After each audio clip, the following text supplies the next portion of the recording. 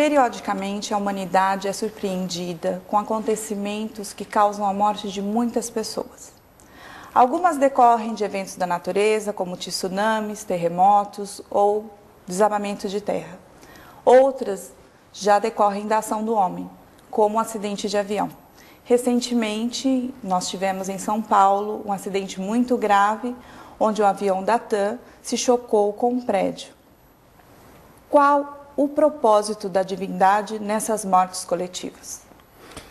O egregio codificador da doutrina espírita, Allan Kardec, em O Livro dos Espíritos, na sua terceira parte, A Lei de Destruição, faz uma análise dessas tragédias coletivas e interroga aos benfeitores da humanidade o que pretende a divindade com essas desencarnações coletivas. E para a surpresa de Allan Kardec e de nós outros, os benfeitores disseram que era para fazer a sociedade progredir. O comentário é vasto e nessa mesma questão o codificador pergunta: não teria a divindade outros recursos para promover o progresso dessas pessoas? E os espíritos dizem que sim, e isto acontece através de fenômenos naturais, através de epidemias, através de insucessos de vária ordem. E então Allan Kardec volve à questão, perguntando que se num caso desse, muitos inocentes não são vítimas das circunstâncias.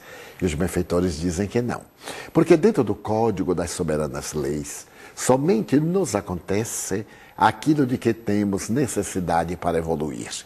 A lei de causa e efeito estabelece os parâmetros não somente dos resgates coletivos, como também das técnicas que induzem os indivíduos a esses resgates de natureza coletiva. Observamos, por exemplo, que nos acidentes aéreos, pessoas chegam no momento e resolvem mudar, fazem um esforço tremendo outros para poder ser incluídos naquele voo e, como resultado, padecem dessas consequências que estão dentro da sua programação evolutiva. Daí é sempre providencial quando acontece algo tão lamentável e doloroso. Doloroso para nós, para aqueles familiares que ficam embrulhados nos mantos sombrios da saudade e talvez também para alguns desencarnados, porque surpreendidos de maneira inesperada, experimentam um grande choque, o despertar no além.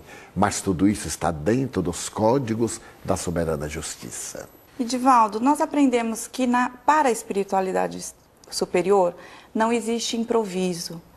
E como é o atendimento, como é o preparativo dessa espiritualidade superior no caso desses eventos anteriormente e também depois que ocorre, tanto para os desencarnados como para os que ficam, os parentes? Poderia parecer que os benfeitores programem a desencarnação coletiva.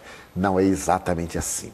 Quando as circunstâncias mesológicas favorecem o acidente, os benfeitores têm conhecimento anterior. Vamos imaginar uma falha em qualquer um dos equipamentos, a possibilidade da falha humana, as circunstâncias climatéricas, as circunstâncias geológicas, como terremotos, maremotos, erupções vulcânicas, tsunamis. E então uma lei de afinidade atrai os indivíduos àquele encontro que seja o do retorno ao passado para a libertação coletiva.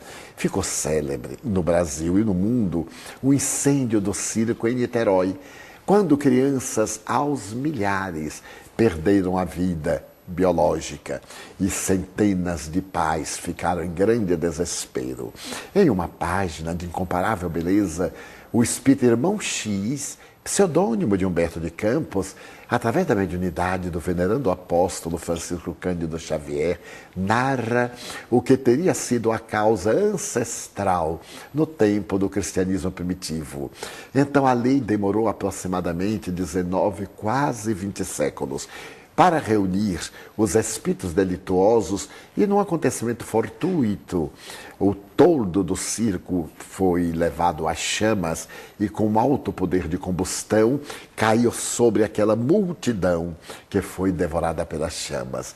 A divindade, portanto, permite que os fatores mesológicos propiciatórios sejam previstos pelos mentores, que também contribuem para reunir todos esses seres que estão vinculados entre si. Então há uma pré-programação. Certo dia, Joana de Ângeles, espírito, disse-me que o acaso, o improviso nas leis soberanas, seria o resultado de um trabalho muito bem elaborado para dar certo naquele momento que é o objetivo da programação. Mas esses espíritos, por outro lado, os que desencarnam, são recebidos pelos seus familiares, por outras entidades amorosas. Consideremos espetáculos do circo romano, nos períodos do cristianismo primitivo, quando as feras dilaceravam as carnes e o espírito se libertavam, hosanas estavam cantando no ar, outros mártires recebiam-nos e os levavam a regiões felizes. Na grande dor, na grande tragédia, existe a misericórdia de Deus compensando esses que resgatam e que agora se tornam perfeitamente em sintonia com as leis.